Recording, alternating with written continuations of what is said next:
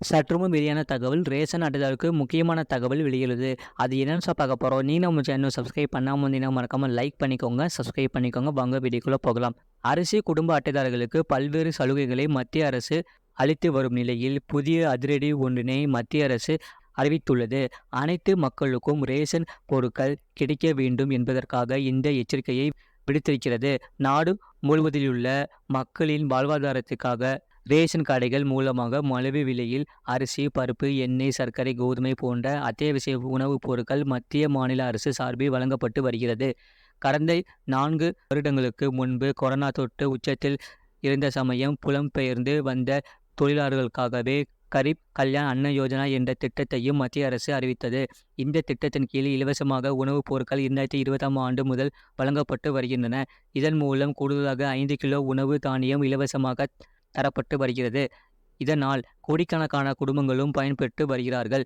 எனினும் நிறைய பேர் ரேஷன் வாங்காமல் இருக்கிறார்களாம். சிலர் தவிர்க்க முடியாத காரணத்தால் வாங்க முடியாமல் இருக்கலாம் என்றாலும் தொடர்ந்து ரேஷன் பொருட்களை முன்வந்து வாங்காமல் விட்டுவிடுகிறார்களாம். ரேஷன் கார்டுகளை பெற்றிருந்தும் கூட அதனை முழுமையாக பயன்பெறுவதில்லை என்று புகார் உழைத்திருக்கிறதாம். இவர்கள் தங்களது ரேஷன் பொருட்களை வாங்கி செல்லாததால் மீதமான ரேஷன் பொருட்களை 6 மாதமாக ரேஷன் கடையிலிருந்தே வைத்திருந்தாலும் கூட நுகர்வோர் வந்து பெற்று கொள்வதில்லை என்றும், இது போன்றவர்களால் தகுதியான குடும்பங்களுக்கும் உதவி கிடைக்காமல் போய்விடுவதாகவும் சமீப காலமாக அரசு கவலையுடன் கூறி வருகிறது.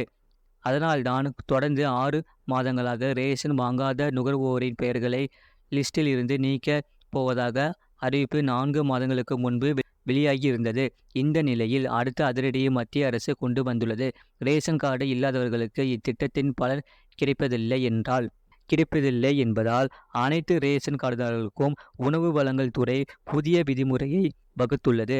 அதன்படி அனைத்து ரேஷன் அட்டை வைத்திருப்பவர்களும் KYC செய்து கொள்ள வேண்டும் என்றும், இல்லை என்றால் ரேஷன் கார்டில் அவர்களுக்கு கிடைத்து வரும் பலன்கள் நின்றுவிடும் என்று தெரிவித்திருக்கிறது. கால அவகாசம் முடிவதற்குள் KYC சரிபார்ப்பை அரிசி அட்டைதாரர்கள் முடிக்கவில்லையானால் ரேஷன் பொருட்களை அவர்களால் பெற முடியாது. ரேஷன் கார்டில் பலன் பெற தகுதியில்லாத ஏராளமானோர் உள்ளதால்தான் இந்த KYC சரிபார்ப்பு அவசியமாகப்பட்டுள்ளது. அது மட்டுமல்ல, ஆண்டு வருமானம் 1.20 லட்சம் உள்ளவர்கள் வறுமை கோட்டிற்கு கீழ் உள்ளோர் பட்டியலில் இருக்கக்கூடாது என்று விதிமுறை உள்ளது. ஆனால் அரசின் பார்வையில் PBL கார்டுதாரர்களுக்கான உதவிகளை உணவுத்துறை குறைத்துள்ளது. PBL கார்டுதாரர்களின் அரசு ஊழியர்களும் இருப்பது தற்போது அமலமாகி இருக்கிறது. அதாவது 69 அரசு ஊழியர்களிடம் PBL கார்டு இருந்ததால் அவர்களது கார்டுகள் ரத்து செய்யப்பட்டுள்ளன. அதேபோல 1.20 லட்சம் ஆண்டு வருமானம் கொண்ட 11,753 PBL ரேஷன் கார்டுகள் ரத்து செய்யப்பட்டுள்ளன. யாரெல்லாம் அரசை ஏமாற்றி கார்டு வாங்கியிருக்கிறார்களோ அவர்கள் மீது நடவடிக்கை எடுக்கப்படும் என்றும் அரசு தரப்பில் எச்சரிக்கப்பட்டுள்ளது. போலியான ஆவணங்களை கொண்ட ரேஷன் கார்டு வாங்கியவர்கள் மீது அரசு நடவடிக்கை எடுத்திருக்கும். இந்த அதிரடியால் முறைகேடுகள் ஒழிந்து ஏழை எளிய மக்கள் முழுமையாக பயன்பெற முடியும் என்று நம்பப்படுகிறது. இது போன்ற செய்திகளை உடனுக்குடன் அறிந்து கொள்ள மறக்காம சேனலை சப்ஸ்கிரைப் செய்யுங்கள், மற்றவர்களுக்கு தெரியப்படுத்த ஷேர் செய்யுங்கள்.